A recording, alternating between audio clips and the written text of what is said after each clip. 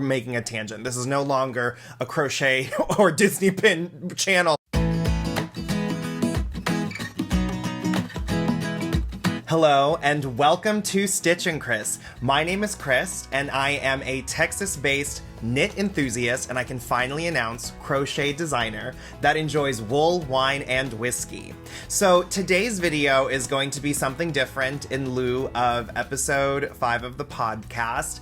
I'm going to be discussing the launch of my new design business, stitchandchris.com.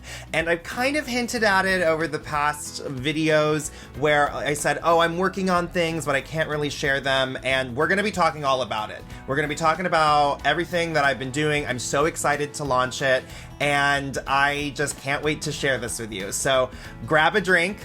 Let's talk stitches. So today we have a whiskey drink. This is my go-to bar drink if you're going anywhere. It is a whiskey diet. A lot of my friends know that's what it is. I do not drink regular Coke or Coke Zero. I'm a Diet Coke person through and through. And today we have it in my Texas A&M Yeti cup that I got from Kyle Field because I am a out and proud Aggie. And so we got to get all of that. If you're an Aggie, please support me. There you go. And if not, UT sucks. But even though our football, don't get me started on any of that. The whiskey, I like to keep different whiskeys at home, obviously, but the whiskey I had on hand to make this drink is Woodford Reserve. It's really smooth. It's a little bit sweeter, I would say, but it's a good whiskey to use with, let's say, like Manhattans or Old Fashions. That is kind of a go-to when you go to a lot of restaurants or like higher end restaurants and steakhouses. They're like, oh, we have Woodford or like Buffalo Trace and stuff, but it's Woodford. And I know people who are whiskey enthusiasts are probably all like, why are you mixing Woodford Reserve with Diet Coke? Let me live my life, because the other whiskeys I had at hand are Angel's Envy, Whistle Pig, and Walking Cane, and I'm not mixing any of those. Maybe I could have done it with Angel's Envy, but I'm definitely not mixing Whistle Pig or Walking Cane or Walking Stick, I believe it's called, with Diet Coke. And I just really wanted like a tall drink. I want something refreshing. And the Diet Coke, to me, I love that aspartame taste. I'm not going to defend it. I will be that person that if you ask me if I say, can I have a Diet Coke? And you're like, oh, we have Pepsi products, get the fuck out. I do not want any of that. That is not me. I will have a water. Thank you so much. I think it's important if when you go to restaurants and or bars, especially dive bars, you need to know what your go-to drink is. And you can't be ordering, because I've been also flirting with a lot of martinis lately, and not like lemon drops. I'm talking about real martinis. Well, not real martinis. I like vodka. We're not going to get into it. People are going to judge me for that. But with all of this, I think that a whiskey diet, everyone's going to have it. It's not going to be crazy. Is it my normal drink? No. But if I'm in a dive bar, I'll be getting a whiskey diet. I'm not going to be ordering a martini at dive bars. That's tacky. So I think it's just the knowledge and wherewithal of what to know and how to look cool when you're drinking. And if you need go find those channels and tell you all of that. But I'm a whiskey diet person. There's Woodford Reserve in this. Let me live my life, okay? Whoop. So let's talk about stitchandchris.com. This is my venture into a small business owner, into a designer, as far as crochet goes right now. It is specifically, as of right now, a crochet design website because I feel I'm much more comfortable knowing crochet more inside and out than knitting. I want to find that knitting is my hobby, crochet is my passion. When it comes to certain things, I'm much more comfortable riffing when it comes to crochet, where knitting, I've only been knitting for 3 years. And so I really I feel like I'm still very much a beginner to know, even though I've made sweaters, I've done all those things. I'm still learning when it comes to knitting, but with crochet, I know what I want. And I also firmly believe that in the crochet community, at least, even though men are the minority, which is totally fine because that's it. And I know that coming into it as a minority myself, but I believe that I wasn't finding designs and patterns fast enough to satisfy my interests and needs. And so that's why I'm trying my hand out at this. I'm saying, hey, this is what I'm actually wearing as a man, but also it can be unisex. Here's the thing. I love a scarf. I love a blanket scarf. And I think a lot of people know that. I also love blankets, and we will get into these things.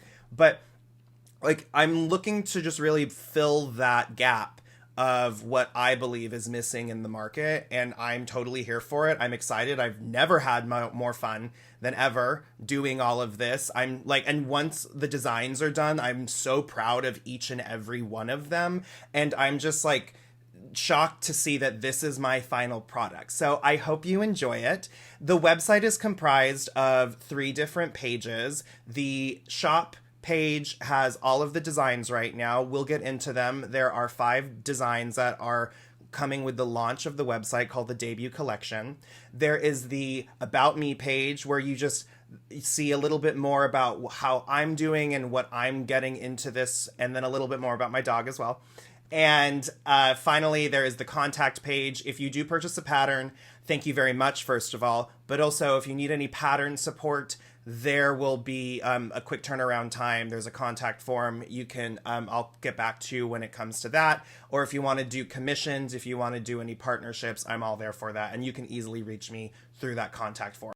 So let's talk about the debut collection. I called it that because really the only thing that's cohesive about each and every pattern is that it is attached to emotion, it's attached to memory. This to me is like, this is what I was looking at. These are the emotions that really speak to me more. Every single pattern is tied emotionally to a memory, and there is reason behind it, and we're gonna get into that. The one thing about this whole collection too is that it's using exclusive Lion brand yarns so that they're more easily accessible. The majority of the patterns, sans one, are all using Hue and Me. Shocker. Me using Hue and Me. Shocker. But it's something I love, and the color palette, you can't beat it. And I'm so excited. I'm very proud to show them all off, and I'm trying to find my footing when it comes to the pattern writing. I've been in this for about 10 years now, and so what I've done is that I picked and choose what I liked from different designers of how they write patterns. And one of the things specifically with my pattern writing is that I want to hold your hand as much as possible here. I understand that the patterns range from beginner friendly to intermediate. However, I want to be as clear as possible. I'm sure everyone does, but I want to be as clear as possible. And so a lot of people will put like 27 stitches at the end of the row. But sometimes I know I can't be the only one where I go, well, how many double crochets? How many treble crochets or single crochets? And like, does the turning chain count as a stitch? But when you do this weird stitch we do, like, how does this work? Does this count? And so I try to make it very clear at the end of the rows, like, this is what you're doing. And if I believe it's a little too ambiguous still, I have also included video tutorials that I have put in the paid patterns for some of the more complex ones that will also walk you through them, again, because I want you to have an ease of time. I believe that most of the patterns are beginner plus, but I believe really that they're just beginner if you can really put your mind to it. And even the intermediate one, I still think that a beginner wanting to dip their toes can do it because of the videos, because of the over explanation. I would rather do that than I get a million emails where everything's like so misconstrued. So that's kind of where I'm coming from with my pattern writing and skills. So the first pattern we're going to talk about is the inaugural pattern that I designed when coming up with the concept of stitchandchris.com. What did I want? What do I look for? And one of my signature things that I've always loved to make are blanket scarves when I got back into crochet. And I was looking for something that's different. I was looking for a stitch that was a little bit more complex, something that like both men and women could wear. I settled on this, and it is called, like I said, the Riverbend blanket scarf. The reason why it's called that is because my favorite Disney movie is Pocahontas. I don't think that that's a shock because there's already a Disney pin video on my channel about Pocahontas pins, and I have a fuck ton. That movie is just I'm so connected to it for different reasons, and especially in this sense of me doing this venture. Like the song Just Around the Riverbend is very important, where it's like, are you choosing the smoothest course? Is like this the correct path? Can you do this? And I believe that that's why the first pattern had to be named this. Like, I was debating what it was going to be called for the longest time, and I as soon as it clicked, I go, this is amazing. This is it. Like, I love this. So it's a giant blanket scarf, I will fully admit. I'll put, obviously, pictures here. And also, thank you to my model, Tyler, for modeling it. You look amazing. But it's a really big blanket scarf that has an easy repeat. It may look complicated, and you're doing 3 colors at once where the repeats are getting a little crazy. There are some spike stitches involved. And again, there is a video tutorial in the paid pattern that walks you through it. And I think that it's just gorgeous. The drape is amazing. And then by the end of it, I also added tassels because I wanted the flow to really be represented. I was like, I really wanted to work with these colors for a while, especially in this one. It reminds me a lot of Two of Wands' Waterbury knit blanket scarf, where I have also made in different colors, but that's what I was kind of going for here. But like, it just the stitch reminds me of just movement, and when it flows with the tassels is just so great. It is super comfy. It's super soft and warm and bundling up. And one of the things I love about a blanket scarf is that you can do so much with it. One of my favorite things is having to tie a scarf in so many different ways, and this one really can encompass all of that. You can wrap it, you can do the European loop, you can do the magic knot, you can do so many things, you can do all of that. I'm not going to get into all the loops, but that is the Riverbend blanket scarf. It is an intermediate pattern, but trust me, once you get the repeat down, it is a lot of fun to actually complete. This is called the Exiled Infinity Scarf. The reason why it's called that, let me tell you the inspiration. So I went to the Eras tour, shocker, and I went to LA Night 4. And if you don't know, what Taylor Swift does is that she, during the Eras tour, will do surprise acoustic songs. You don't know what they're going to be. They could be anything from her vault songs to songs that are not in the set list for the Eras tour itself. And so when we went to Eras Night 4, in LA, our songs were Dress from Reputation and Exile from Folklore. Now, that night was a very pivotal moment for me in my life, and a lot of emotion was going on and everything, and I thought it was so special just to commemorate that, because really without that night, that was the catalyst to help me create Stitch and Chris, to kind of get to where I am, and I wanted to pay homage to that.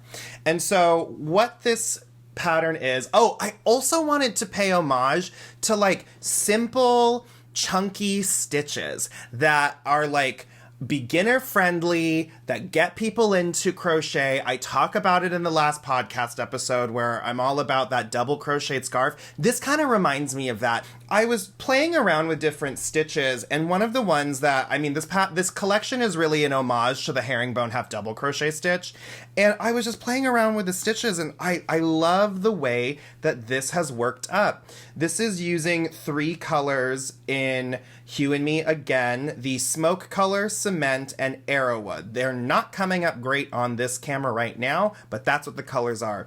And it's just a mindless project to do. I would take it to bars during the days and stuff. I would just do this at night watching TV, and it's a pretty fast thing to actually settle on. But again, chunky, nice, warm, and squishy. That's the thing. When you're double looping this, it's just, it sits so well. The colors are gorgeous. Now, of course, you can do any colors you want, but I was looking for something different to do other than just a simple half double crochet or what's it called, a double crochet and all that stuff. And I think that this gives an air of sophistication in that sense that other beginner cowls don't, but I'm not going to knock those because, again, this pays homage to that. And it also pays homage to not only the song Exile, but it also pays homage to the colored dress that Taylor was wearing, which was a yellow dress that fateful evening. So the third pattern in the collection is called the Hollow Knights Infinity Scarf. Now, not to be confused with the game Hollow Knights, it's spelled differently, so use your brain. But this is more of an homage to, God, I keep saying that word. This is a tribute to my emotions during the winter months, how I was actually feeling, and what I wanted in a scarf. The other thing I wanted to do was challenge myself to use colors in the yarn palette that I don't normally work with a lot. And this color is one of them, the color Terra. For some reason, I can't find things that I actually really like it worked up in. And so I said, how do I actually bring out something that I like in this? And so this infinity scarf was made. It's a lot less, it's not as wide as the Exiled infinity scarf. However, I think that there's more drape in it. The mesh pattern that I paired it with looks incredible, and it's a super easy repeat to do with some purposeful pops of color and then texture with some of the baubles as well. And again, I wanted it to be as effortless when you drape it. And my model, Brandon, like, friend, thank you so much for doing this. Like, you look great. Effortless, in my opinion. I just think it also transcends into like, okay, yeah, this is masculine. This can be doing this. And so that's kind of what I was kind of going for here. So I'm very excited about that. But yeah, very surprised. And like, this was one of the ones where I really got to play around with stitches that I really wanted to do. There was a lot of ripping back. And I think that it has turned out great. I'm excited to wear it come the colder months. And even though, yes, you do have the mesh pattern it's not as free flowing. It's not as airy as some might think, because that insulation is still there because of the wool. So the fourth pattern in the collection is Addison's Baby Throw. Now, I'm not going to go over this one as much because I do talk about it in the episode, in the last podcast episode, because I've already gifted that baby throw. But I did write down the pattern when I still had it. I had already made the baby blanket, and I said, I already did this. It's a simple pattern repeat. That is a very beginner pattern, and it's still beautiful but yet modern and everything. Again, went over this in the last episode, but I think if you're really wanting to dip your toes into my patterns, I think that's going to be a good one to start with. Easy color repeat, beautiful yarn, beautiful gowns. But I think that one, if you're looking for an easy, fast finish baby blanket for all of the aunts and uncles out there that are procrastinators, I think that one can be done.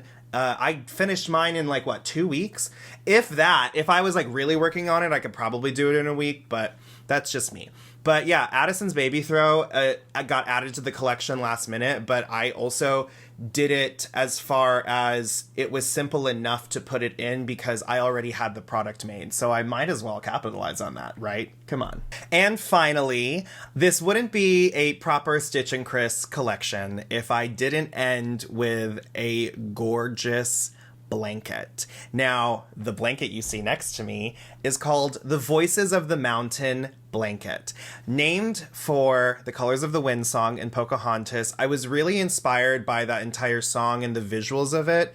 I wanted to mimic something like a temperature blanket. So really there are just different color blocks of the stripes in the chevron pattern, but also you have the chevrons, which represent, you could do them as wind or mountains at that point. But I also wanted to pick colors and play around with the palette of Hue and Me to truly test, are things actually as cohesive? And at first, when I started making the blanket, I was like, I don't know if these colors are really gonna work. I really don't. And everyone, again, kept saying, it looks great, trust yourself. And by the time I got to the second pattern repeat, I go, oh, this is gonna rock. And so I'm a big proponent in making really large blankets. I want them to be queen size. I also like having a blanket that can purposefully put 2 people under it instead of just one. And so that's kind of what I was going for here. It's a very large blanket. It does fit on my queen size bed. And as you can see, it's just gorgeous. The drape of it all is amazing. I was not expecting that when working in the chevron pattern that I chose, but after blocking everything, it's cozy and it is just stunning. And really, this is a perfect blanket that you could put out for fall, you could put out anywhere, and that it is a statement piece. So I really hope you enjoy it. That is where all of the culmination of Colors of the Wind comes from. And that's the heart and soul of Pocahontas. And now I'm going off on that tangent, but that is just something that really reigns true to me. And you can see really where my inspiration is. And so that's why I wanted this to be the crowning jewel. And with that is the completion of the debut collection for the launch of the Stitch and Chris website. All the patterns are available at stitchandchris.com. They range from beginner to intermediate, and please support me if you wish to make any of this. If you have any pattern support questions, again, please use the contact page on stitchandchris.com. I'm so proud of this, and from here, I'm excited to show you what else I have in the works as far as churning out the patterns and showing what I actually want as far as my point of view. I think this is just really the beginning for something that I have wanted to do for so long, to really test my prowess as a maker in this space and someone who wants to put a stamp on this to really make an impact and opinion. I want to give that space to people that look like me and everything, and I think it's important. I think it's important to do all of that. And I also think the other thing, if you are really hesitant on trying, should I go into this business? Should I try to make this design and everything? Just do it and see what happens. I think that's the best advice. Make what you want, because someone will enjoy it in the end. Especially if you're making things that are gifts, people enjoy these things. And so I think that is the most important thing to really leave you with here. I can't wait to see where this goes. Please support me on stitchandchris.com. Thank you so much, and we'll see you next time. Hey, can I have a Diet Coke? And you're like, oh, we have Pepsi products? Get the fuck out.